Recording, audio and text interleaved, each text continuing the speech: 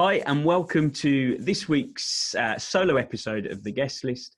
I'm your host, Steve Guest, and I've actually just jumped on to record this podcast off the back of a phone call that I've received. I actually had a message left to say this individual had seen my content and my posts on LinkedIn and really liked what I was putting out there and felt that I was the person that they needed to speak to. So I've called them back, and it's an individual that is and has been at their current employer for a reasonable amount of time. We've never spoke before. We are connected, but we've never exchanged messages, emails, or conversation.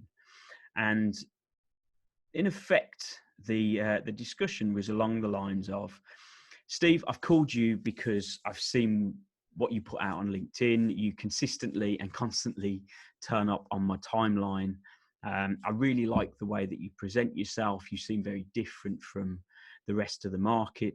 And for that very reason, I've given you a call and I'd like you to help me find a new position. And I suppose this has prompted me to do this podcast because quite often these are the conversations that aren't seen. They aren't necessarily noted down as a direct result from posting content, from posting social media content. And I said, what is it that has made you make the call other than the fact that you've seen my content? And they said it's because they could see that I'm different. Their comments were that I can tell from the posts that you put out that you're there to add value. You're there to ensure a proper process.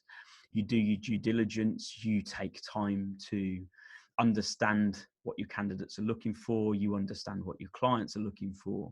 And from the outset, it would appear that you are very honest and ethical. And in their words, not a pushy recruiter.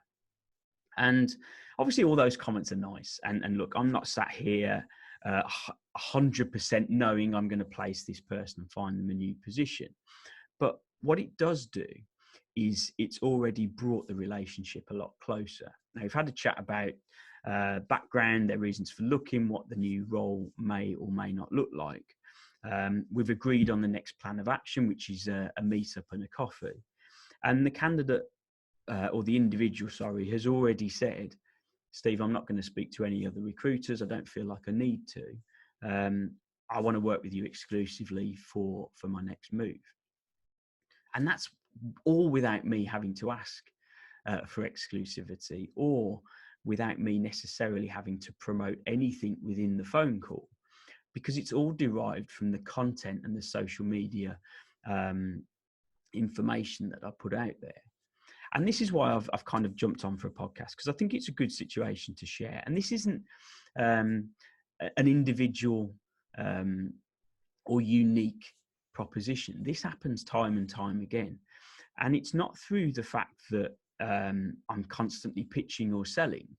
It's just the fact that I talk through my journey. And it got me thinking in terms of the discussions around personal branding. We've discussed it a few times on the podcast. I've had guests on that have discussed it.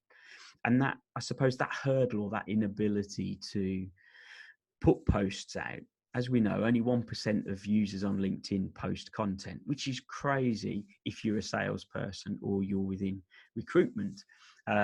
Because if you're not doing it, why aren't you doing it? Why are you closing off a potentially really warm market where your market comes to you on the basis of your own hurdles or thought processes that stop you from doing something? Content is not difficult. We make it difficult because we think it needs to be overly valuable, unique. We need to be doing something that nobody's done before, or we question our ability to add value, or why would anybody be interested in what I've got to say or do? And ultimately, that's exactly what people are interested in. Social media marketing, adding content consistently on a daily basis, is about taking people on a journey with you as an individual, if it's personal branding, and having the ability to grow an audience that begin to know, like, and trust who you are, what you stand for, what your genuine core values are, what do you hold dear in terms of how you conduct yourself and how you want to be seen and, I suppose, talked about when you're not in the room, in the marketplace that you work in. And I've had lots of questions over the years about, well, how do you know what to post? How do you know what content to put out there? And I think quite often it's got to be a very individual basis on many parts, because the content is all around you. It's the thoughts that you have. It's the questions that you get asked, or you feel that time and time again that you're answering perhaps to your market. It's the observations around you. It's situations that you find yourself in. It could be opinions that are out there that are perhaps wrong within your market, or perhaps opinions you agree or disagree with that you feel from a strategic point of view can add value to how you conduct yourself. It's the markets, what's happening in the markets around you. Sometimes it can just be down to your feelings. So in recruitment, quite often we face rejection head on, and it can be a constant battle. Discussing how we deal with rejection, how we get past it, that genuine feeling of optimism or the ability to improve the next time around, just shows that you're human and shows that you genuinely want things to be good and to work out in the right way. And I think sometimes we try and perform this perfect lifestyle in and around our social media, and it's just not believable, and people kind of remove that trust element because you're not necessarily showing the ups and downs of the journey. Social media content could be a discussion of emotion as well. We're all emotive people, and we all have things that affect us in different ways. And I think having the ability to build that, I suppose, ability to say, look, I'm human at the end of the day. I have good and bad days. I have days where I'm tired, but I've got to crack on. I have days where I just need to get out and go for a walk. I have really good days where everything hits the mark and everything works out. And it's the ability to consistently show up at all points and, I suppose, be honest along the journey. Now, I'm not saying you need to post every thought, every comment, every emotion, every feeling. You've got to have, I suppose, a strategy behind why and how you're doing it, and what value it is to the audience and to your network. But the ability to have an honest overview of what you think is right, how you think things should be done, what differentiates you from the rest of the market, has a real key element to your whole sales tactic. The call I've just taken would not have happened if I didn't consistently show up on LinkedIn.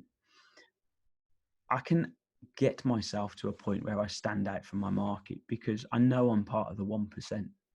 So that 1% share, whilst doing all the other elements in terms of a sales role that I do, it just adds an ability to allow the market to come to you. And it's far more powerful than making cold calls on a daily basis. So I think in terms of where do you find content, it's about understanding what's around you and having the constant thought process. Does that sentence or does that one liner make good content? Does it provoke emotion or reaction? Does it add value to the marketplace when you put information out there? Are you explaining what value you add and how you do it and perhaps how you differentiate? I'm not sure if I've shared this story before, but I remember a couple of years ago talking to a director of a business in a shared office space. And they were complimenting me on my consistent LinkedIn posts and saying, I don't know how you do it. I don't know how you think of all the content. How do you come up with all those posts on a consistent basis? We run a car sourcing business where we have a request from a client to go and find a specific car or type of car. And we go and source the car, charge a fee for the source, and then obviously hand the car over, having done all the checks and the tests and the, I suppose, ticking all the boxes in terms of it's a good car to buy. And he was like, well, how do I put that out on social media? And it was a conversation along the lines of, well, look, when your client calls you, do they ask lots of questions? Yeah, of course they ask lots of questions. They want to know about the service. They want to know what we do. How do we make sure we can find that car, or we find a car that is suitable for their needs? Okay, so what questions will they ask? Do you provide them with answers for all their questions? It's like, yeah, of course we do. I said, well, surely that's a good starting point for your content. What questions are you asked on a daily basis? When you're speaking with a client, note down the questions they ask and then create the content from those questions. So how do you conduct your service? How do you find and source the cars? What goes into the service that you provide? What checks do you do when you finally find that ideal car? Start to create content from the processes that you conduct. And then start to talk about the situations that you were given a request to find a car where there's only a certain amount in the UK or in the world, or you were given such specific criteria that it limited your ability to potentially source that vehicle. But actually you went out your way, or you found a creative element that got you the result that you needed and your client was a happy client. It's these sorts of things, these sorts of scenarios and conversations that actually start to elevate you and your business and what you stand for, over and above everything else around you. And I think when we sit here and we say, oh, I never know what to post, I can never come up with content. It's easy for you. You've always done it. You do it every day. And for me, it's all new, and I just sit here and struggle. I just never know what to put out. If you consistently remind yourself that you never know what to put out and you consistently don't know what to do, guess what?